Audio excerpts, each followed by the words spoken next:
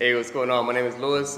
It was awesome coming down here, meeting the guys, Chris, Ray. They helped me out a lot. I came down here with a basic knowledge of PDR, didn't really know how to find the tip, locate low spots, high spots. They kind of taught me the difference of how to find, tune it, and how to look for that exact tip and how to get these dents almost 100%, which I'm pretty sure I'll be able to do it in the next few months of practice. But I leave with a lot of knowledge that is gonna take me to the next level, I believe. I really appreciate these guys. It was an awesome experience.